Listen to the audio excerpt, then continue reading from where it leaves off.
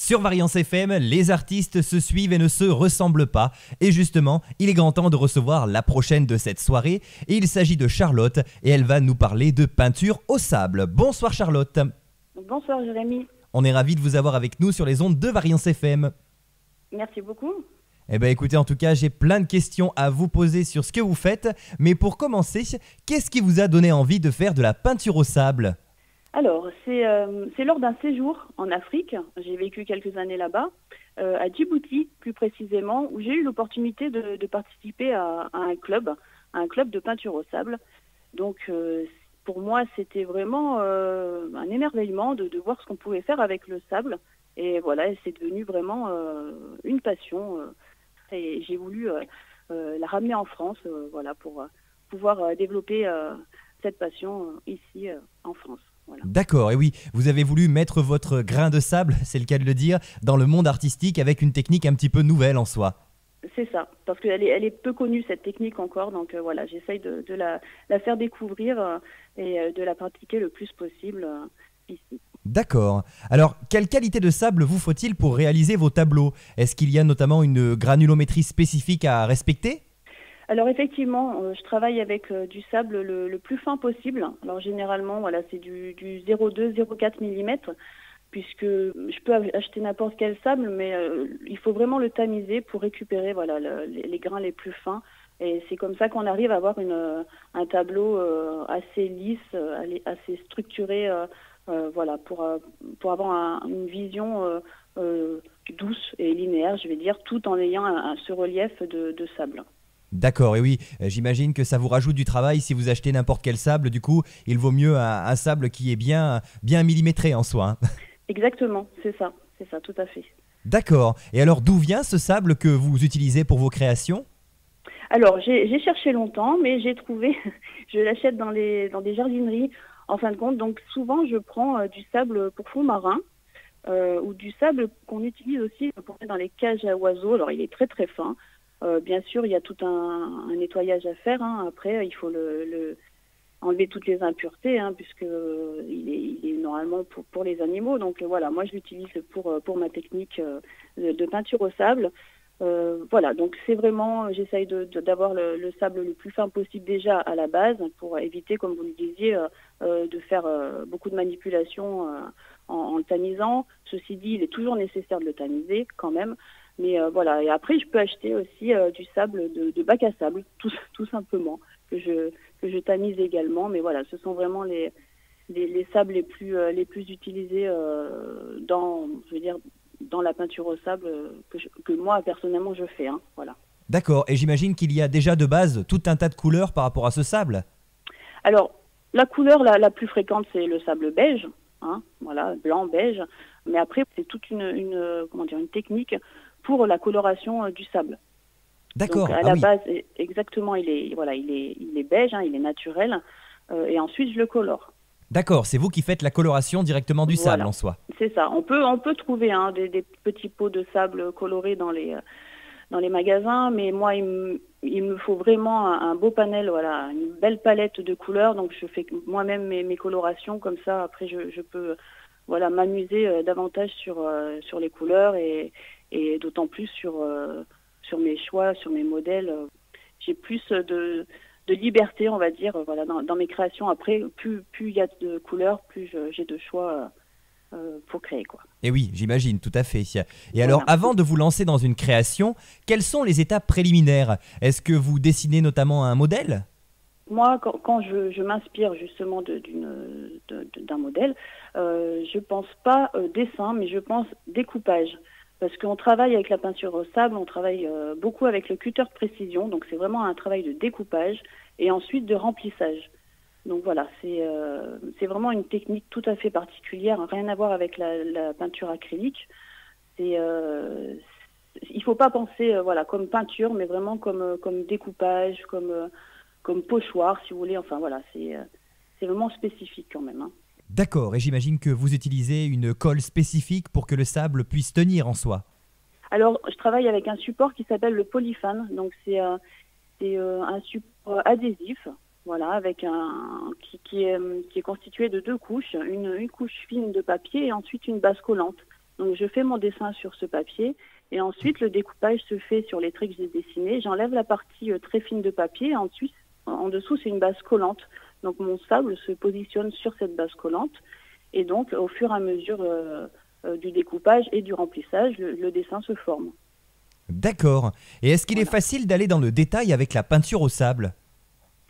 Alors non, enfin c'est quand même assez particulier parce que plus le dessin est petit, plus la découpe est minutieuse. Donc voilà, quand c'est des petites découpes d'1 ou 2 millimètres, là c'est vraiment compliqué. Donc moi j'aime bien travailler sur un support, enfin plutôt sur une taille assez importante, au minimum du A3 par exemple. Donc voilà, c'est une question de facilité après. Après, je travaille aussi sur des petits formats, mais c'est beaucoup plus difficile du coup. Oui, ça vous demande beaucoup plus de travail, forcément. C'est ça, c'est ça. Et est-ce qu'on peut aisément corriger les petits défauts sur un tableau? Ou alors est-ce que c'est compliqué une fois que le sable est déposé? Alors c'est assez compliqué parce qu'effectivement, comme la colle, c'est une colle qui colle très bien. Une fois que le sable est posé, on a du mal à revenir un petit peu en arrière. Cependant, on arrive quand même à trouver des petites astuces, on va dire. On peut gratter un petit peu le sable sans toutefois enlever la colle dessous. Il faut vraiment juste gratter le sable et repositionner le sable qu'on veut après. Donc voilà, l'idéal c'est de ne pas se tromper du tout. Oui, j'imagine. Et puis voilà, c'est sûr que si on enlève la colle, ça va devenir compliqué de rattraper les choses par la suite. C'est ça, on peut effectivement ajouter un tout petit peu de colle, voilà, mais on aura un relief. Donc c'est pas ce qu'on veut, on veut quelque chose de linéaire, voilà. Donc Et oui, quelque chose de lisse et de propre, comme vous l'avez dit tout à l'heure. Voilà, c'est ça. D'accord. Et alors, quelles sont les thématiques que l'on retrouve le plus souvent dans vos créations? Alors l'Afrique, bien évidemment, puisque j'ai été inspirée là-bas. Donc l'Afrique beaucoup, et j'aime bien faire les portraits féminins aussi. Voilà, D'accord. et notamment les animaux. Voilà, j'aime bien tout ce qui est coloré, qui apporte de la joie, voilà, Du plaisir voilà. et du bonheur. Et c'est ça, on essaye en tout cas. Et alors, quelle est l'œuvre dont vous êtes la plus fière en soi? Alors j'ai réalisé un magnifique tigre en sable lors d'un concours. Et j'avais vraiment bien réalisé son regard. Donc ce qui est difficile en sable, voilà, les yeux sont vraiment quelque chose de très difficile à faire. Et donc là, j'avais bien réalisé, donc j'étais contente de moi. Et son pelage, effectivement, était aussi lumineux. Donc voilà, l'ensemble était harmonieux. Et vraiment, j'ai eu un coup de cœur moi-même de ma réalisation. Donc voilà, c'était une certaine fierté. Et c'était un grand format, donc tout de suite, voilà, il était imposant. Et puis voilà, le félin en lui-même voilà, est imposant, mais là l'œuvre était pas mal non plus, donc c'est vrai que j'étais vraiment fière de ce que j'avais pu réaliser. D'accord, oui, une œuvre représentative de l'animal en soi. C'est ça, voilà, exactement. Et alors, quelles sont vos sources d'inspiration? Où est-ce que vous puisez finalement toutes vos idées?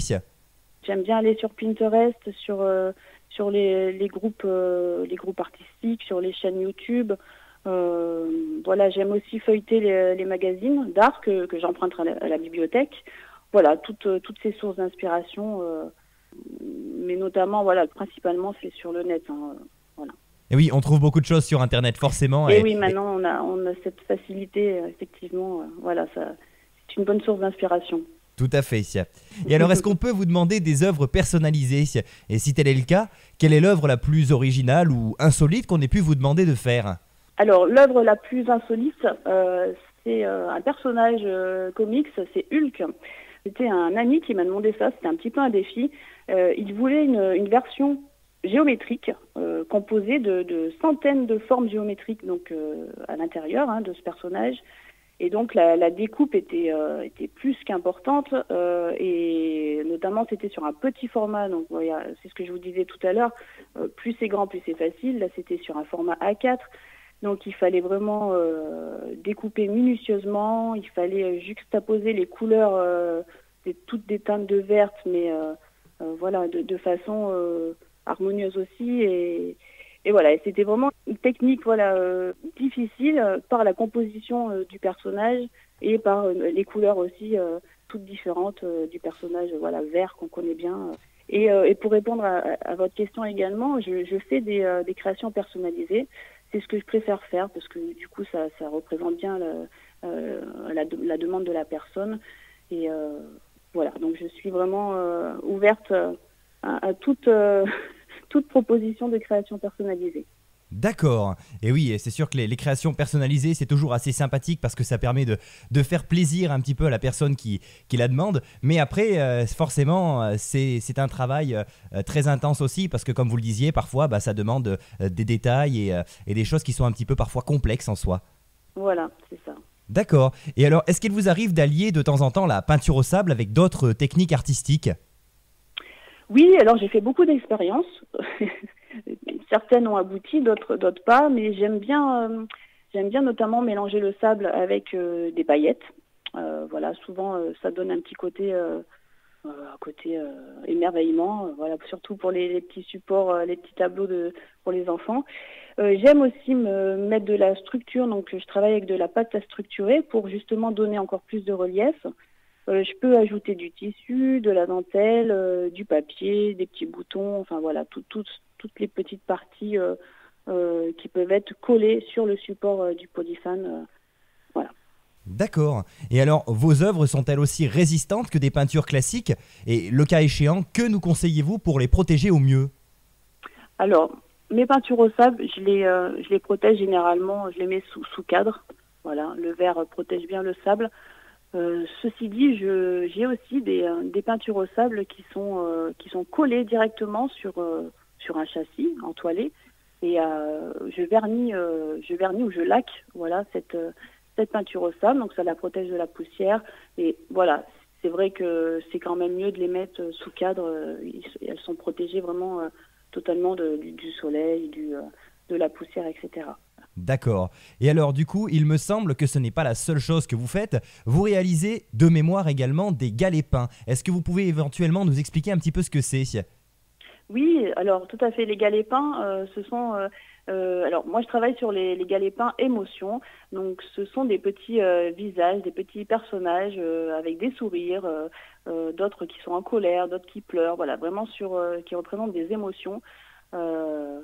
C'est ce que je disais voilà, à des amis qui passaient, qui regardaient quand j'expose ces petits galets émotions. Ça les fait sourire, ça les fait penser à quelqu'un. Donc voilà, c'est vraiment intéressant de voir leurs réactions aussi et leurs émotions face à ces galets émotions, justement. Voilà. D'accord. Bon, bah écoutez, en tout cas, Charlotte, on vous remercie infiniment d'avoir été avec nous. Avant de vous laisser, j'ai tout de même une dernière question à vous poser. Où peut-on vous retrouver? Est-ce que vous avez éventuellement une petite page Facebook, un site internet ou même peut-être un lieu physique dans lequel on peut vous rencontrer dans les prochains jours? Oui, donc j'ai une page Facebook, c'est Passion Sable. J'ai aussi une page Instagram Passion Sable. Et vous pouvez me retrouver à mon domicile où je propose des ateliers aussi d'initiation et de perfectionnement à la peinture à sable. Voilà. Et si je peux me permettre, je vais faire des marchés de Noël. Donc vous pourrez me retrouver également à certains marchés de Noël où vous retrouverez mes créations en sable, en galets et d'autres petites surprises. Eh bien écoutez, pourquoi pas. En tout cas, on vous remercie infiniment encore une fois d'avoir été avec nous. On vous souhaite évidemment une très bonne continuation. Vous revenez quand vous voulez sur les ondes, vous serez toujours la bienvenue ici. Et puis évidemment, nous, ce sera toujours un plaisir que de parler de vos créations qui sont très originales. Eh ben, c'est très gentil, je vous remercie beaucoup, Jérémy. Et passez une très belle soirée et nous sur Variance FM, on va continuer avec un petit peu de variété française et puis on va évidemment se retrouver d'ici quelques instants avec encore une fois un ou une invitée qui va nous présenter ses créations.